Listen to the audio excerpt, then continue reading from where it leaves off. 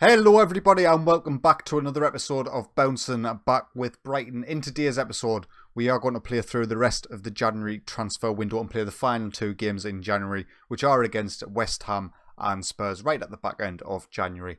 So we're at the game against West Ham already. We have made 3 signings since the last time we met, and to be honest with you, they're all pretty major signings as well. But before we look at the new signings, we will look at the ones that we have missed. And as you can imagine, Cesar Montes did decide to join PSG over us despite us offering a considerably higher contract. He's joined them, not the end of the world really. There has also been 2 games since we last met, the first of which was against Arsenal in the Premier League where we got beat 3-1. We did actually take the lead through Tudor Baluta in the first minute, but they got 3 goals in the first half and that killed the game pretty much. We also played Huddersfield in the FA Cup 4th round and we had to come back from 1-0 down after Matt Phillips put Huddersfield in front inside 5 minutes. Reguilón got a goal from the penalty spot and Roberto Alvarado got a goal in the 89th minute. And that brings me to the signings that we have made during this January transfer window, the first of which was Thomas Tavares. Now, I was speaking in the last episode about my need for a right back.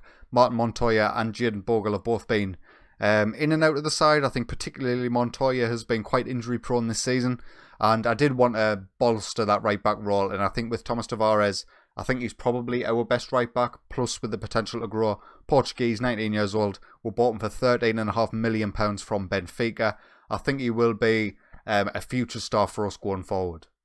The regens are well and truly coming in force. We signed Carlos Julio, a left back, for £600,000, Colombian, 18 years old, and he's just absolutely fantastic. I think this boy is going to be one of the best left backs in the world on the game, no shadow of a doubt.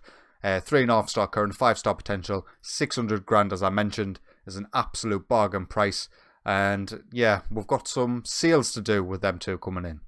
And the final signing, probably of the January transfer window, unless somebody comes up, is Jeremy Doku, who signed from Anderlecht for £17.5 million.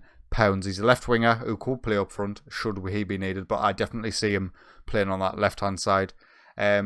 Alvarado has been a really good player for us, but he's not actually contributing that much in terms of goals and assists, so I think bringing him in as competition to be able to play on that left-hand side is something that we really did need. Jose Izquierdo is leaving the club. He's joining Montreal Impact at the end of the season after his contract runs out. So we needed somebody anywhere, and this guy with his 17 crossing, 17 dribbling, decent pace, determination 20, I think he'd be a really good signing. So our finances at this point are quite diminished now. We've only got 20 million left with £300,000 in the bank. But I still would like to sign a centre-back if one makes themselves available. In terms of the outgoings I want to sell, I would like to sell Alex Martinez now, our backup left-back. He is surplus to requirements after the arrival of the Colombian left-back that we've just signed. Martin Montoya as well. I don't think I've actually offered him out yet, purely down to his 6-week injury. I don't know if I'm likely to get anybody interested, but I will offer him out to clubs and see if anyone comes in. Jack Grealish as well, he's still at the team, in and out through injury again. He's wanted by loads of teams, but nobody's coming in for him, so we'll offer him out again, see if we can gather some funds like that. But for the first game of today's episode, it is away from home against West Ham United. It looks likely they will come at us with a 4-1-2-3. Yarmolenko, Felipe Anderson, we already know about these guys. Pedro Biang, Issa Diop, Balbuena, Aaron Cresswell, Adrian, all players who we are intimately familiar with on this year's game. And this is how we're going to line up for today's game. Jack Butland in goal, Tavares making that right back slot his own, Edson Alvarez and John Souttar in the centre back roles. Sergio Reguilón keeps his place at left back for now. Carlos Julio is rated as a 3-star left back when he's playing on a wing back on attack. So Reguilón's been playing incredibly well as well. It will be difficult, well, not that well. He's been playing okay, and he is a very, very talented left back, so it'll be a good battle between the two anyway to see who gets the first place spot. Tudor Baluta and Marco Bulat will play in the centre of midfield. Harry Wilson, Gravenberch, Alvarado will play in the attack midfield roles, and Ramoli will lead the line. No surprises in West Ham's lineup. They're playing Haksababa, whatever his name is, they're playing him up front. He's not really suited to that position, so hopefully we can take advantage of that. So we kick off this first half away from home, so it will be difficult shooting from left to right. We've had a rocky past 10 games or so. Obviously last time we absolutely smashed Newcastle 6-0. But then against Arsenal, we got absolutely trounced. So we'll have to start getting some consistency into our game if we are to progress into potentially the European spots. But again, I think for this season, inconsistency is going to be just standard. And we'll pick up with the first highlight here. Long ball over the top for Felipe Anderson on the left-hand side. It's played in. We'll manage to get it clear, but only as far as Anderson again. And he manages to put West Ham 1-0 up already inside 8 minutes. It did look like it came off a deflection from one of our defenders, but I'm not entirely sure. We had the opportunity to clear it right here. Anderson plays the ball in. I think it's Alvarez. Gets his head on it, and Anderson wanted it more. And that does hit our defender, I think. It hits Suter and goes into the back of the net and puts West Ham 1-0 up. 12 minutes in now, and there is another highlight. Reguilón on the left-hand side, this time for us. Can he play the ball in? He finds Boulat. Boulat to Gravenberch. Strike from the edge, he takes it, and it hits just over the bar. 23 minutes in now, and there is another highlight. It's West Ham coming forward this time. Ball played out to Creswell. He's got a deadly cross on him. He gets back post. Yarmolenko goes for the overhead volley. I wouldn't have even been mad if that had went in. We've got two of our new boys on the bench, so we will probably see them in the second half, particularly if we are still 1-0 down. But there is a highlight. Tavares plays the ball over the top. Alvarado's there, back post. What a fantastic save that is by Adrian. Harry Wilson keeps the ball alive. That's a foul, ref. We'll stick with this free kick. It looks like it is going to be a highlight. Hopefully something comes of it. Boulat. But it was Baluta anyway. I sense Baluta and Boulat are going to be a problem for me going forward. And there it is, half-time. West Ham 1, Brighton 0. It is a little bit disappointing to be in this position, but again, away from home against a side who are similar in terms of level of quality anyway, it's not the end of the world. Hopefully we can get something back in this second half. Pick up with another highlight here. Alvarado on the left-hand side, 47 minutes in, slips the ball through. He finds Ramoli. Oh, Ramoli, please. You've got to be putting that in the back of the net. It's a fantastic save by Adrian, but we should be 1-1 here. Please. Gravenberch. Alvarez. No, this is not going to lead to anything. West Ham are pushing us back, and that's end of highlight. Right then, I think we're going to... Reguilón's having a great game at left back compared to the rest of the side. We're going to get Alvarado off, and we will get Jeremy Doku on that left-hand side. Ramoli's having a poor game up top. We'll look to get Joveljic on. 70 minutes, that's it. We're going to get him off. We've got Alexis McAllister on as well, who we'll bring on for Gravenberch. We'll actually take off Boulat and move Gravenberch back into that central midfield role. Not the defensive midfield role, Sam. The central midfield role. We'll make him as not an advanced playmaker, I don't want that. Metzala, and we'll take off Boulat and bring on McAllister in that attack midfield role. We're going to go very attacking for the last 10 minutes. We need a goal. Demand more. That's pretty much all we can do at this point. 7 minutes to go. No highlights to speak of. Time's just ticking away. West Ham look likely to see this out, but there's 4 minutes to go, and there is a highlight. Doku to Baluta on the edge. Baluta goes wide. We've had the opportunities. We can't say we haven't. We just haven't put them in the back of the net, really.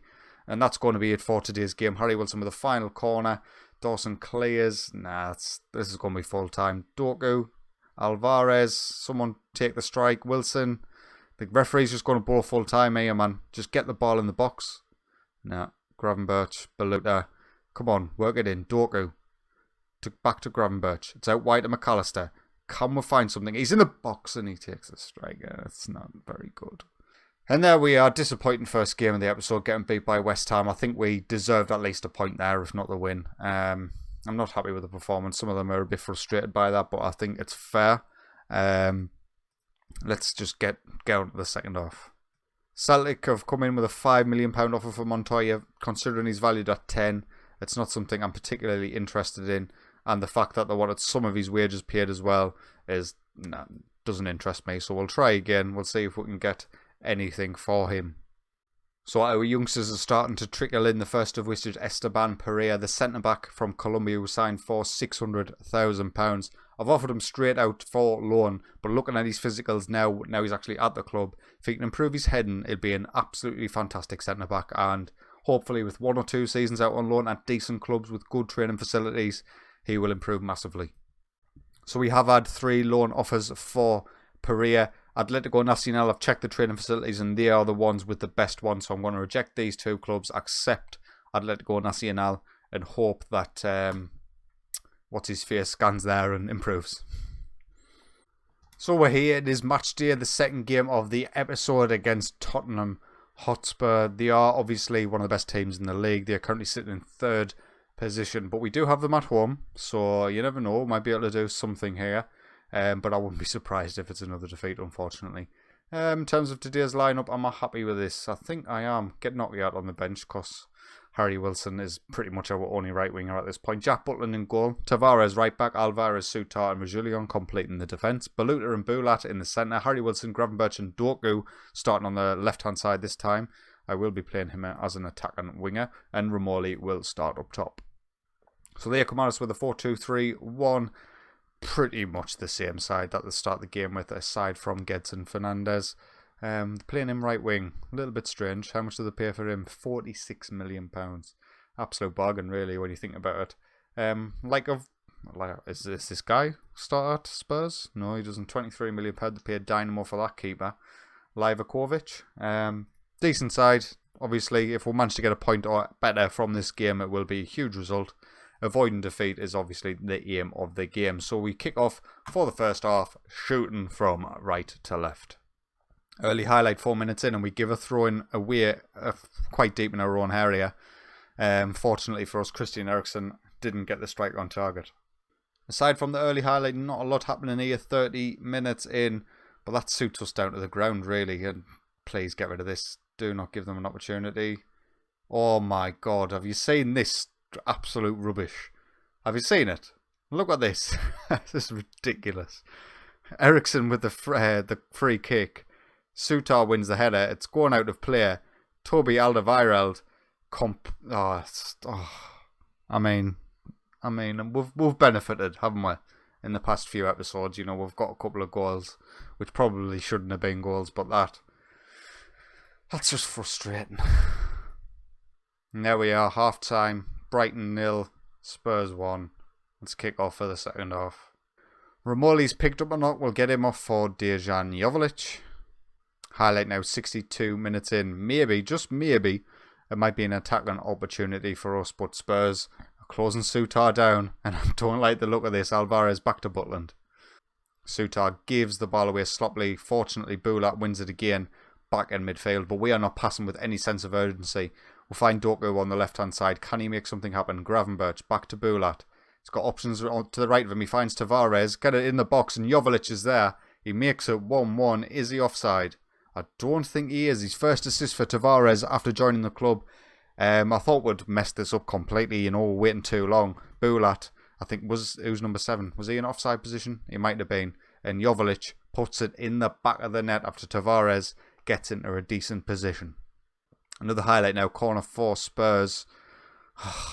It's just not fair, really. Harry Kane, 18th goal of the season. He assists himself off the crossbar, which is always fun. Eriksen, Harry Kane has 2 bites at the cherry. Sutar can't do anything about it. We were level for 2 minutes. Maybe we can be level again 2 minutes after. Bulat picks up the ball from Reguilon. Back to Baluta on the edge of the box, and Eriksen pinches the ball, and Kane. Danny Rose with a long ball over the top. Heung-min Son back to Harry Kane. Oh my God.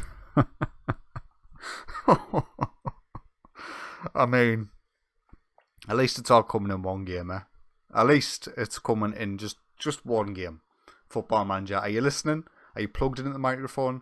Only one game it's allowed. Jack Butland, 1 goal. Just if you're not watching and you're just listening, you'll have to rewind and have a look.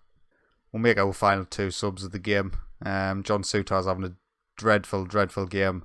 But we'll get Tavares off for Bogle, who's struggling a little bit with fitness. We'll get Alvarado on for Doku on the left-hand side. This game just needs to be over now. 89 minutes in, we're in possession once again, but that doesn't mean much. Alvarez sets away Harry Wilson on the right-hand side. He cuts in, gets dispossessed by Davinson Sanchez, and this is why it doesn't mean much. Harry Kane holds up the ball for Diaz on the left-hand side. Nice through ball. Alvarez manages to cut it out. Now, don't give the ball away again. Beluta tries to play through. Joveljic through the centre. He manages to get past his man. And a great save by Livakovic to keep Spurs at 3-1. It's these sort of games that just haunt your sleep, don't they, really? Alvarado. Is there enough time for a highlight? Make it 3-2, make it a bit more interesting. Or are we just going to let Harry Kane get another one because he hasn't tortured us enough already? Tries to find Diaz at the back post. Bogle manages to block the cross. And this is probably going to be an absolutely nothing highlight unless Alvarado's through in behind. And of course he hits the post. Of course he does. Why would he put it in the back of the net? And there we are, full time. Brighton 1, Spurs 3. Oh, it's just let's never talk about this again. So after them two fixtures in the Premier League, we currently sit in 8th position, 7 points away from Leicester City in 6th. And, on 33 points, we're very, very tightly packed. There's only 4 points between us and Watford in 13th position. And I think that's probably the limit as to where we can finish. I can't remember exactly where Football Manager classes mid-table. Might be 14th, might be 13th. But we should be able to match the board expectations pretty much no matter what happens. But considering the position we were in, let's say 8 games ago, it's a little bit disappointing how we've been playing. Looking forward to the next episode. I kind of want some winnable games, so I think we'll play Aston Villa and Preston. And I know I've just completely jinxed myself saying winnable games, but that's when we're going to return. There is still a couple of days left in the January transfer window, but I'm not envisaging any incomings really. If there's any outgoings, of course, I will let you know in the next episode.